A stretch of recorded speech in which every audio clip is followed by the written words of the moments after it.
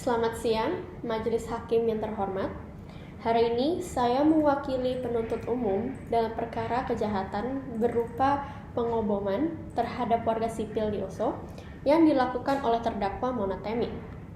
Yang mulia, sebelum kita menentukan apa yang dilakukan terdakwa berdasarkan statuta Roma, elemen prasyarat yang harus dibuktikan adalah sifat konflik. Konflik antara pasukan Vodava dan Warriors of Light adalah konflik bersenjata non-internasional. Konflik bersenjata ada setiap kali upaya kekerasan bersenjata yang berlarut antara otoritas pemerintah dan kelompok bersenjata terorganisir. Sebentar, saudara. Saya punya pertanyaan. Untuk sifat konflik, kenapa harus ditentukan terlebih dahulu sebelum kita membahas kejahatan apa yang dilakukan oleh terdakwa? Yang mulia, sifat konflik butuh ditentukan karena merupakan elemen prasyarat menurut statuta Roma, yang mulia. Ini dianggap sebagai konflik bersenjata non-internasional begitu konflik mencapai tingkat intensitas minimum dan ada kekuatan pembangkang terorganisir. Intensitas dapat diukur melalui beberapa faktor, seperti peningkatan bentrokan bersenjata dan penyebaran bentrokan di wilayah dalam periode waktu. Demikian pula, WAL dan pasukan Vodavan bentrok setiap hari, yang akhirnya menyebar ke 13 distrik. Karena situasi di Vodava telah mencapai tingkat intensitas minimum dan WAL adalah kelompok bersenjata yang terorganisir, maka persyaratan konflik bersenjata non-internasional terpenuhi. Selain itu, sebagai Presiden Vodava dan Panglima Angkatan, terdakwa Mona Temi pasti mengetahui situasi konflik bersenjata non-internasional tersebut. Oleh karena itu, elemen umum dan pengetahuan tentang konflik bersenjata non-internasional terpenuhi terhadap terdakwa Mona Temi. Sebentar, saya ingin menanyakan antara konflik bersenjata internasional dan non-internasional, apakah ada perbedaan regulasi yang mengatur itu? Terima kasih yang mulia. Untuk konflik bersenjata non-internasional, regulasi yang bisa dipakai adalah protokol tambahan 2. Sedangkan konflik bersenjata internasional, regulasi yang bisa dipakai adalah protokol tambahan 1, yang mulia. Untuk unsur kejahatan pasal 8 ayat 2 E1 terpenuhi oleh terdakwa Mona Temi. Setelah menetapkan sifat konflik, pengoboman terhadap warga sipil di Oso telah memenuhi elemen kejahatan berdasarkan pasal 82E1 Statuta Roma. Ketika 1.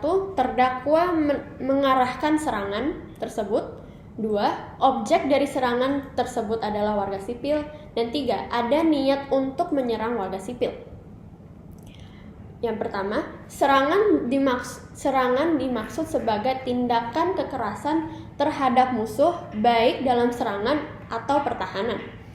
Di bawah perintah Temi, pasukan Vodava membombardir 5 bangunan pinggiran kota di Oso, yang mulia, serta membombardir gedung Rose Garden pada tanggal 23 September 2012. Oleh karena itu, Temi bisa dikatakan mengarahkan sebuah serangan kepada warga sipil. Kedua, objek dari serangan adalah warga sipil. Larangan untuk menyerang warga sipil tidak boleh diimbangi oleh keperluan militer, kecuali mereka secara aktif ikut langsung dalam pertikaian. Di kasus ini, warga sipil di pinggiran kota dan di Rose Garden harus dilindungi karena mereka bukanlah bagian langsung dalam perikatan, yang mulia. Partisipasi langsung. Sebentar, yang ingin saya tanyakan adalah perintah dari terdakwa itu bukan langsung untuk menyerang rakyat sipil, gitu. Dia tidak memerintahkan untuk menyerang rakyat sipil.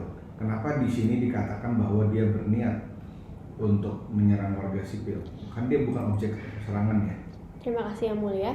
Karena pada tanggal 15 Agustus hingga 15 September 2012, terdakwa memberi perintah untuk pasukan Vodava membombardir 5 bangunan pinggiran kota di Osa yang mayoritas penduduknya di situ adalah warga sipil, yang mulia. Dan ini bisa dibilang bahwa terdakwa berniat untuk menyerang warga sipil karena mayoritas penduduknya di situ adalah warga sipil yang mulia.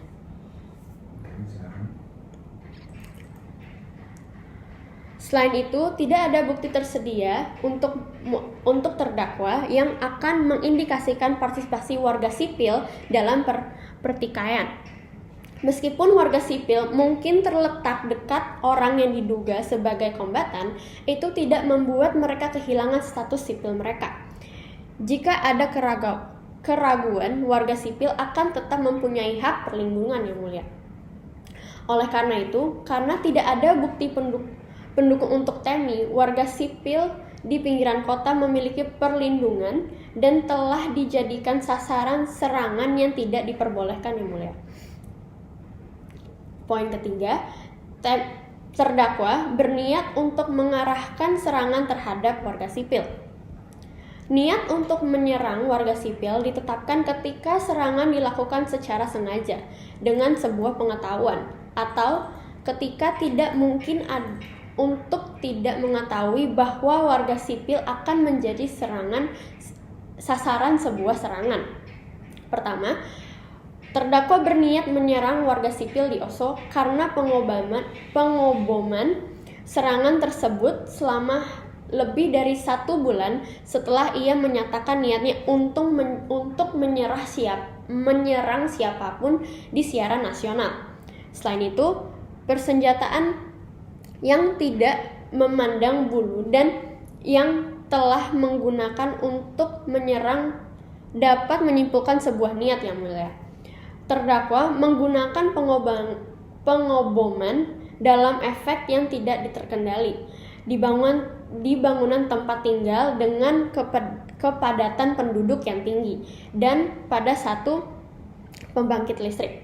Kedua, terdakwa setidaknya sadar bahwa warga sipil adalah objek serangan yang ia arahkan.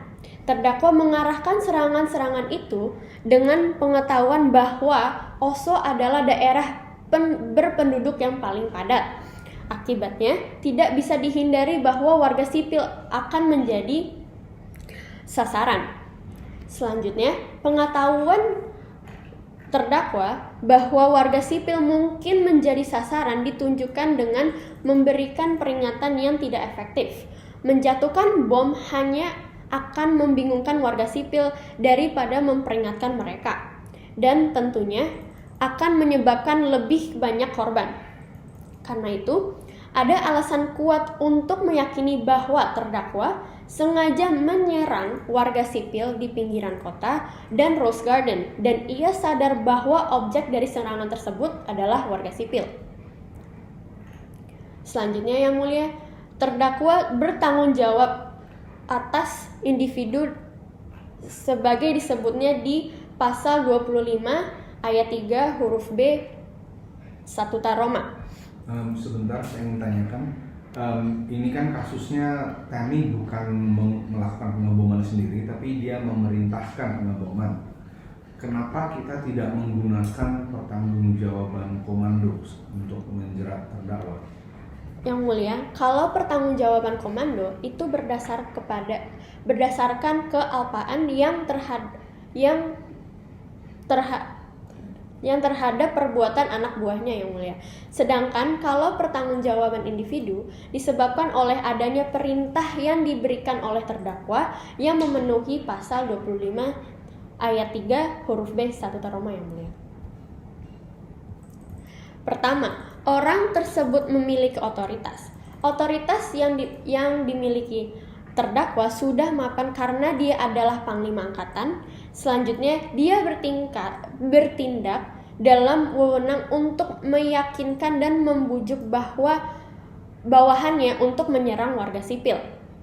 Kedua, orang itu memerintahkan orang lain untuk melakukan pelanggaran. Perintah dapat diimplikasikan atau diungkapkan dan dibuktikan melalui bukti tidak langsung. Di sini, terdakwa menginstruksikan pasukan dengan perintah tegas untuk menyerang warga sipil jika mereka terbukti mendukung Warriors of Light dengan cara apapun. Ketiga, Instruksi tersebut memiliki efek langsung dan substansi terhadap tindak kejahatan. Di sini tidak dapat disangkai bahwa terdakwa memberikan instruksi langsung untuk menyerah warga sipil dan pasukan langsung mematuhinya. Keempat, orang tersebut memiliki pengetahuan tentang kemungkinan terjadinya kejahatan.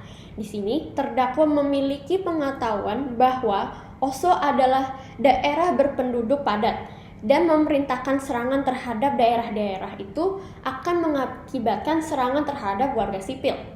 Oleh karena itu, terdakwa Monatemi memikul tanggung jawab pidana individu dengan memerintahkan serangan pengoboman terhadap warga sipil yang tinggal di pinggiran kota dan Rose Garden. Demikian yang kami bisa sampaikan. Atas perhatiannya kami ucapkan terima kasih banyak Yang Mulia.